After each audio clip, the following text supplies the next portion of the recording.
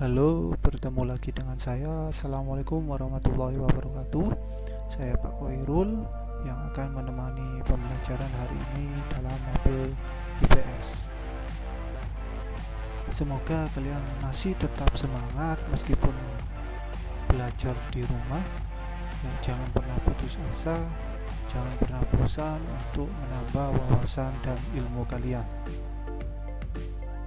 Baik, kali ini kita akan membahas tentang pengaruh interaksi sosial terhadap kehidupan sosial dan kebangsaan. Tujuan pembelajaran kita hari ini adalah dapat menjelaskan pengaruh interaksi sosial, mobilitas sosial terhadap kehidupan sosial budaya.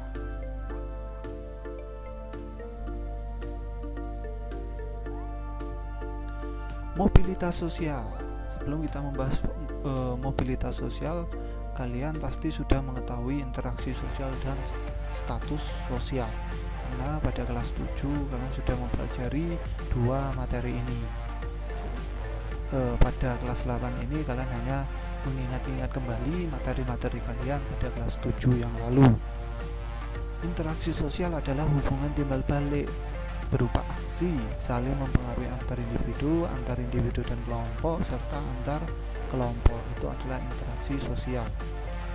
Kemudian status sosial itu adalah kedudukan sosial seseorang atau individu dalam kelompok masyarakat, atau kedudukan sosial seseorang di masyarakat yang mampu didapat dengan sendirinya atau otomatis melalui usaha ataupun karena pemberian, disebut status sosial. Itu definisinya. Ini adalah contoh gambarnya. Sebelah kiri kalian adalah interaksi sosial. Interaksi sosial di sini bisa antar individu dengan individu, individu dengan kelompok, atau kelompok dengan kelompok. Dan interaksi sosial. Syarat terjadinya interaksi sosial itu adalah adanya komunikasi dan kontak sosial. Contohnya kalian sedang berbicara dengan teman kalian, itu termasuk interaksi sosial. Itu contoh sederhananya.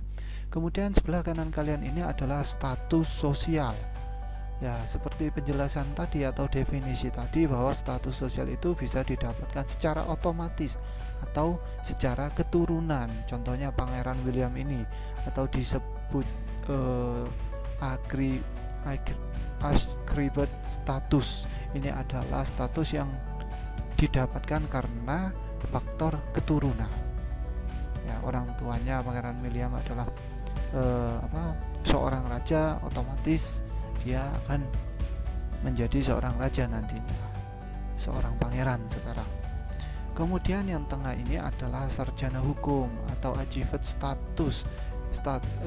Achieved status ini didapatkan karena seseorang itu mampu bekerja keras untuk mendapatkan statusnya. Contohnya kalian saat ini adalah seorang pelajar statusnya.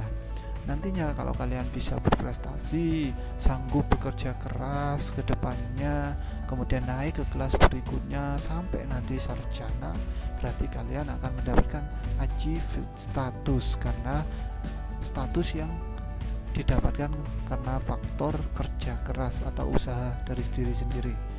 Kemudian yang ketiga, paling kanan sendiri adalah ini adalah Ki Hajar Dewantara, pahlawan nasional.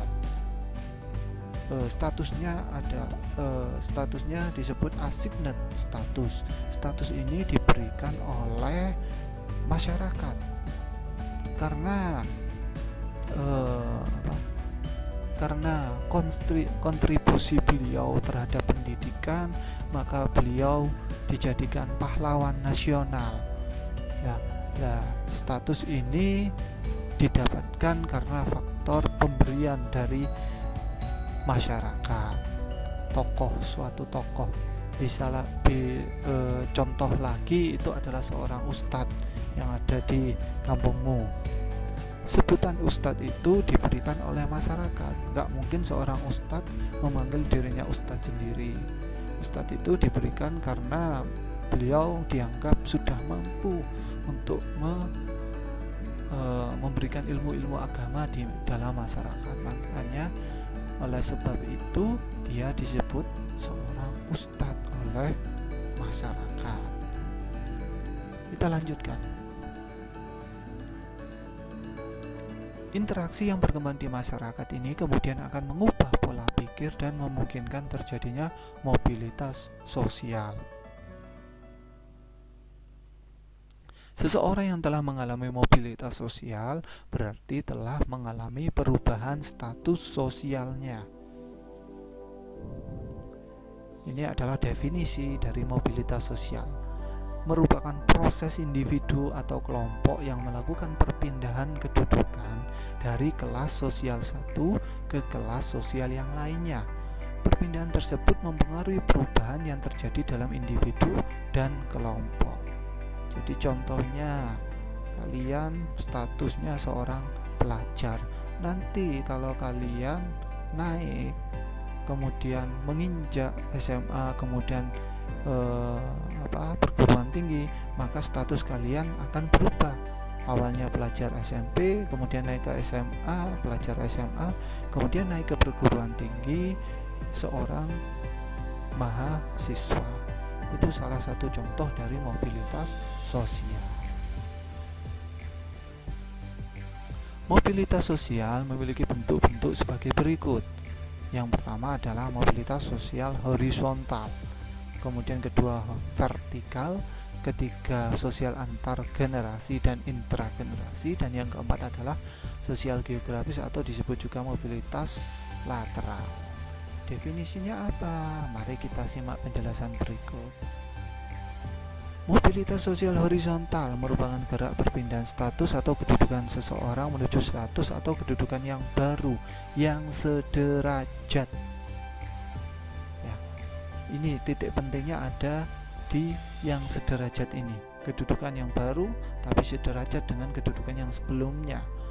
Mobilitas sosial horizontal tidak menyebabkan kedudukan seseorang menjadi lebih tinggi atau lebih rendah. Contohnya ada di sebelah kanan kalian. Mobilitas sosial horizontal. Contohnya adalah Putra Nababan, itu adalah penyiar berita di RCTI.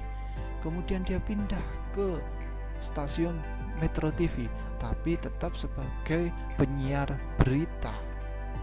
Nah, perpindahan ini disebut mobilitas sosial horizontal karena meskipun dia pindah statusnya dari awalnya pegawai RCTI kemudian pindah ke Metro TV, tapi tetap statusnya dia adalah seorang penyiar berita.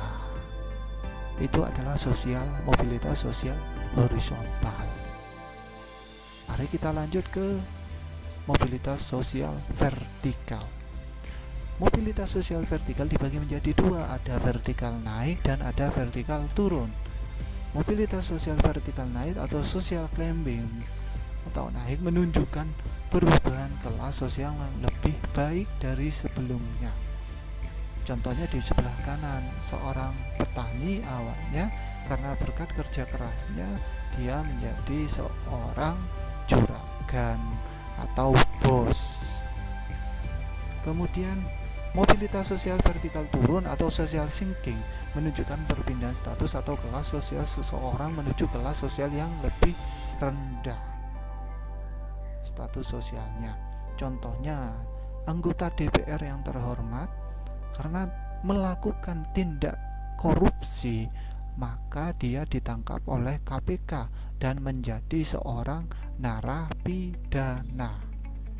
Tuh, awalnya anggota DPR karena terkait korupsi, maka dia ditahan sehingga statusnya menjadi seorang narapidana.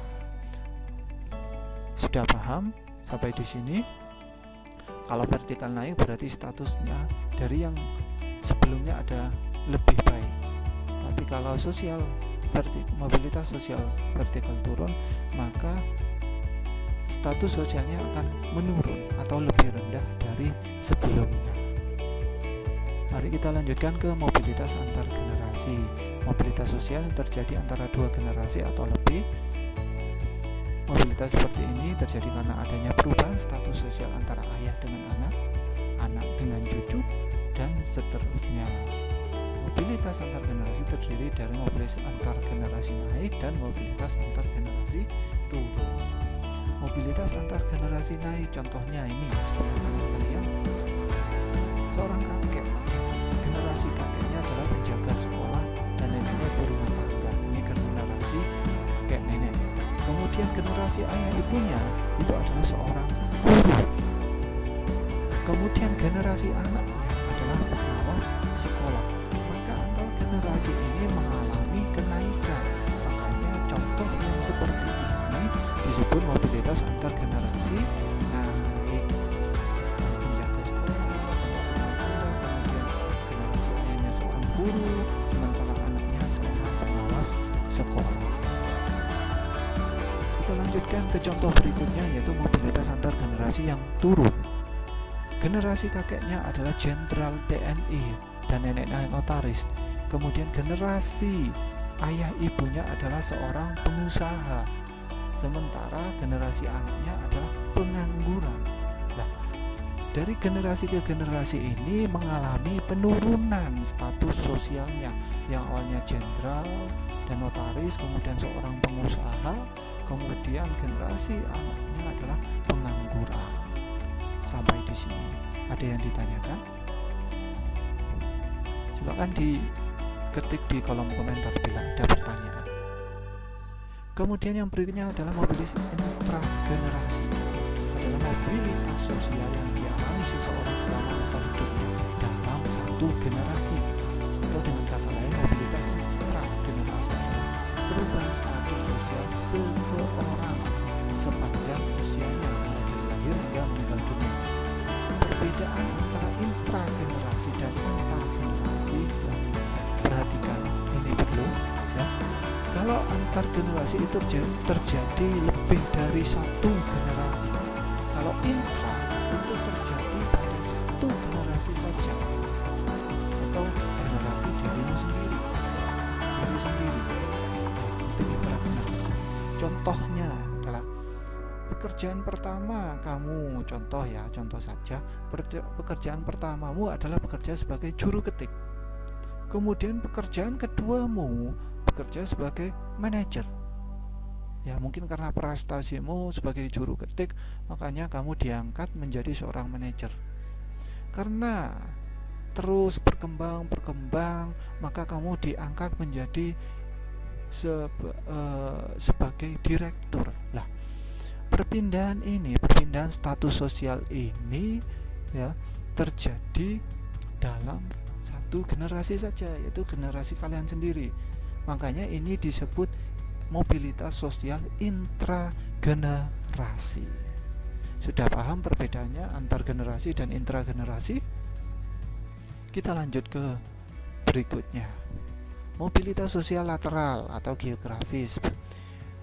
Mobilitas lateral disebut pula mobilitas geografis. Mobilitas lateral mengacu pada mobilitas perpindahan orang. Ya, jadi mobilitas lateral ini berfokus pada perpindahan orang, baik secara individu maupun kelompok, dari unit wilayah satu ke unit wilayah yang lain, secara tidak langsung mengubah status sosial seseorang. Ya, awalnya bekerja di Malang, tempatnya di Malang, bekerja menjadi buruh. Ketika berpindah ke Surabaya, dia menjadi seorang direktur. Ya, itu perpindahan individu atau kelompok berdasarkan wilayahnya, mengacu pada perpindahan orang ya dari wilayah satu ke wilayah yang lain. Bisa dimengerti? Mobilitas lateral terbagi menjadi dua. Mobilitas permanen, yaitu mobilitas yang bermaksud melakukan perpindahan permanen atau menetap. Kemudian mobilitas tidak permanen, yaitu segala bentuk mobilitas individu atau kelompok yang sifatnya sementara atau jangka pendek, tidak bermaksud pindah secara permanen. Bisa dipahami sampai di sini? Kita lanjutkan. Mobilitas sosial, faktornya, faktor pendorong. Ya. Faktor pendorongnya ada faktor struktural, faktor individu, ekonomi, politik, pertumbuhan penduduk, dan kemudahan dalam mengakses pendidikan. Kemudian ada faktor penghambatnya, yaitu kemiskinan, situasi politik yang tidak kondusif, faktor kebudayaan, faktor diskriminasi ras, golongan, suku, bahkan agama, dan jumlah keluarga yang banyak. Ini menjadi faktor penghambat mobilitas sosial. Mobilitas sosial, khususnya mobilitas vertikal ke atas, dapat dilakukan dengan beberapa cara berikut, yaitu perubahan standar hidup. Jika kalian ingin menjadi sukses, kalian harus merubah standar hidup kalian. Jangan berada di zona nyaman kalian. Kalian harus keluar dari itu jika ingin sukses. Perubahan tempat tinggal, kemudian perubahan tingkah laku, pernikahan, bergabung dengan organisasi tertentu, itu membuat perubahan atau perpindahan kalian, status sosial kalian ke yang lebih tinggi. Berikutnya adalah saluran mobilitas sosial. Ada 7 di sini. Ada lembaga ekonomi, lembaga militer, pendidikan, profesi, kemudian keagamaan, keluarga, dan politik. Seperti ini contohnya. Yang paling atas ini adalah lembaga militer, kemudian organisasi profesi, kemudian paling kanan, pojok kanan ini adalah lembaga pendidikan, kemudian yang tengah ini ada lembaga keagamaan, yang sampingnya adalah lembaga politik, kemudian yang paling bawah adalah lembaga keluarga, dan yang kanan, pojok kanan ini ada Antam, Tema, ini adalah lembaga ekonomi. Mobilitas sosial ada dampak positif dan negatifnya. Positifnya mendorong seseorang lebih maju, mempercepat perubahan sosial, meningkatkan integrasi sosial atau kerjasama, ya, meningkatkan kesejahteraan hidup, meningkatkan kualitas hidup. Sementara dampak negatifnya munculnya berbagai konflik sosial yang ada di masyarakat, menimbulkan gangguan psikologis karena cemas, kemudian munculnya keretakan dalam suatu hubungan. Sampai di sini ada yang ditanyakan, silakan klik atau ketik di kolom komentar. Demikian penjelasan dari saya tentang materi hari ini tentang mobilitas sosial. Nah, kalau ada pertanyaan silakan diklik di komentar. Kita bertemu lagi pada pertemuan berikutnya. Sebelum saya akhiri, semoga apa yang saya sampaikan hari ini dapat bermanfaat bagi kalian. Bila ada kekurangan, silakan didiskusikan di kolom komentar. Masih banyak sekali kekurangan dari saya. Semoga nantinya saya akan bisa melengkapi kekurangan saya. Saya akhiri. Wassalamualaikum warahmatullahi wabarakatuh. Tetap semangat, sukses selalu. Tetap belajar di rumah, jaga kesehatan, jaga protokol kesehatannya. Terima kasih. Salam bahagia.